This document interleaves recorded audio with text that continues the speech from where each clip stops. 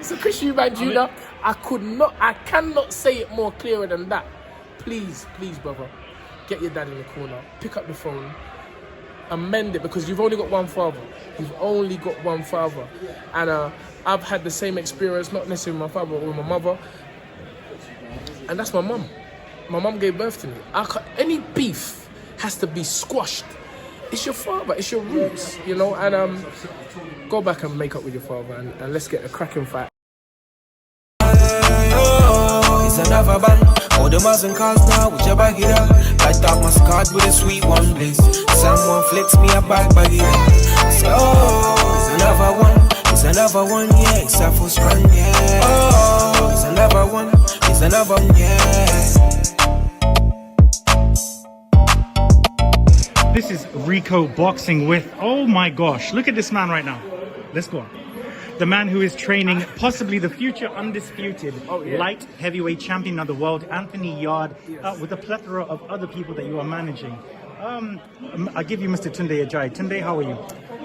All the better for seeing you now, young man. The eyes shining bright as ever, and it's good to be here in Bournemouth.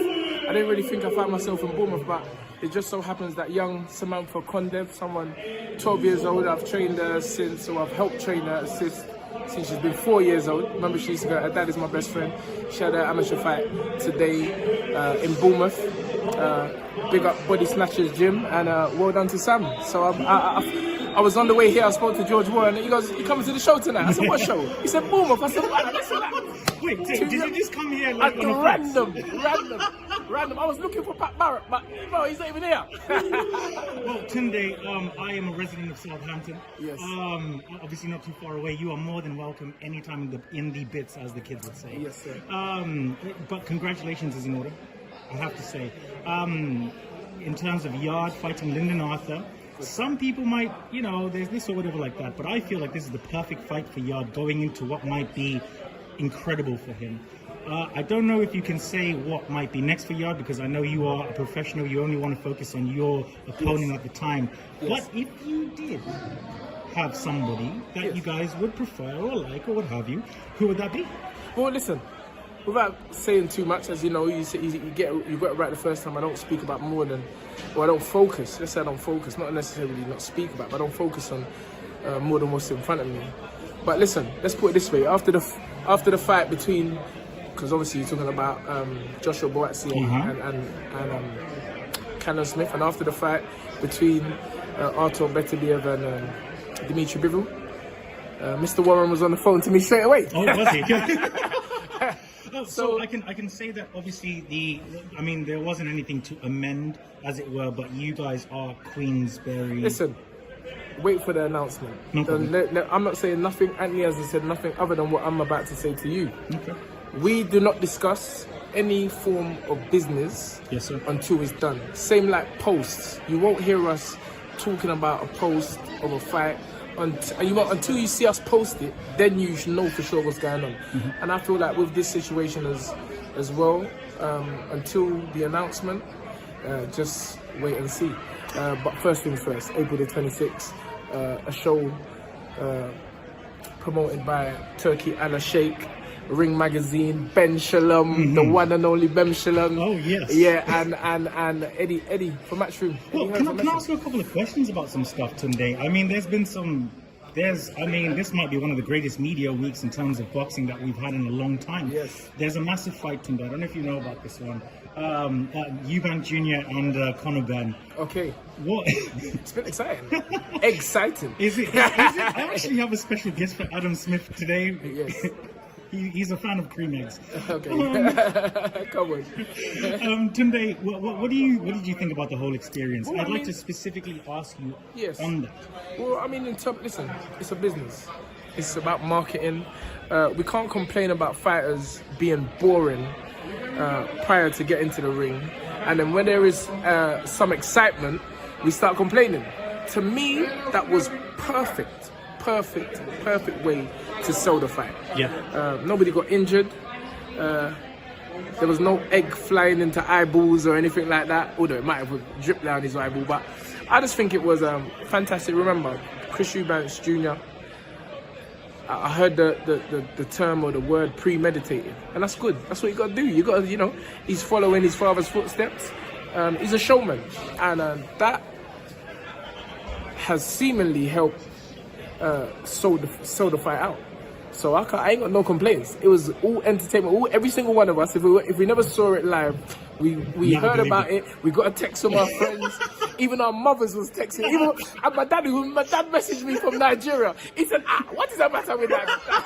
He said, what is the matter with that? I just want to shout out my nan real quick. She knows who Conor Ben is. So you know the fight's big. Yeah. When you got Nigerian fathers in the village in Nigeria messaging you about this fight is massive. I mean, Yard being on the undercard, chief support. Yes. This is a major opportunity for you guys, which I know that you will take with both hands. Yes. Just quickly regarding the fight with Lyndon Arthur. Yes. A lot of people, and I'll be honest with you, are saying that this is slightly one-sided in terms of Yard. Okay. No, I'm just telling you. Yeah, 100%. And I would like your opinion on what they would have to say in terms of one-sided, because that feels a little bit disrespectful to Lyndon Arthur. Right. To the naysayers, and to those who think that this is not a valid fight, who is the undisputed light heavyweight champion of the world? Dimitri Bivol. Who did Lyndon Arthur lose to? Dimitri Bivol. Prior to the fight in Saudi Arabia last Saturday, who was the undisputed champion? Beterbiev. Who did Anthony Yard have an epic fight of the year contest with? The bear wrestler Beterbiev. Who has Lyndon Arthur lost to other than Anthony Yard? Dimitri Bivol? Please, can you hear it? Anthony Yard. Who has Anthony Yard lost to other than Arthur Beterbiev? Russia. UK. In the UK. Oh yeah, Lyndon Arthur, my bad. Okay. Only 3 losses for me. Okay. 2 of them undisputed Ring Magazine champions. Yes, sir. So, regardless of what the naysayers may say, and the fact that everyone ducked, dodged, and avoided us. Last year, go check it.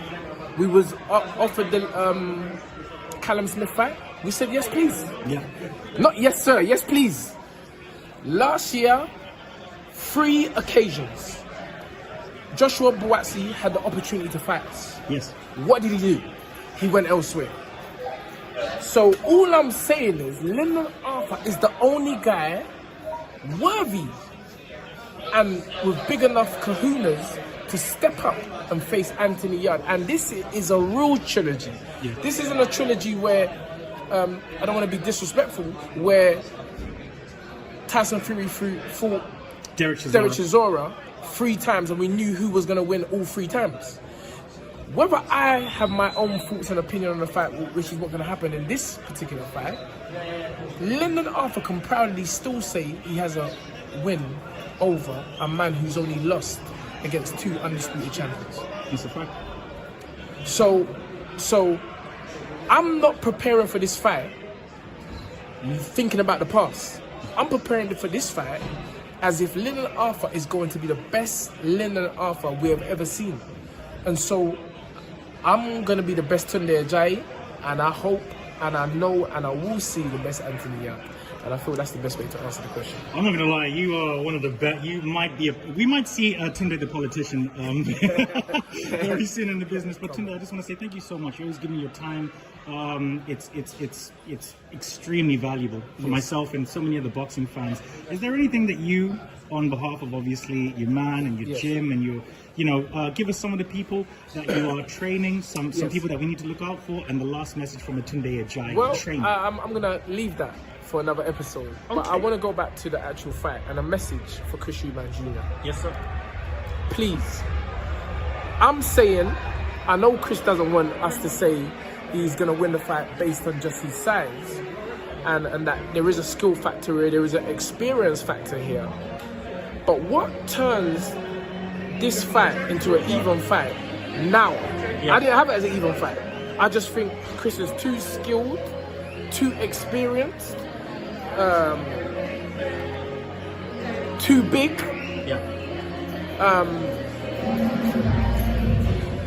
for Conor to really offset that. Now, there are two factors in this fight. One, the weight. The weight is definitely an issue. No matter what Chris says, the weight is an issue. So you agree with the rehydration clause? Well, I don't believe in rehydration clauses. Neither do I. I don't believe in that. But they're there for a reason. Obviously, people blowing up.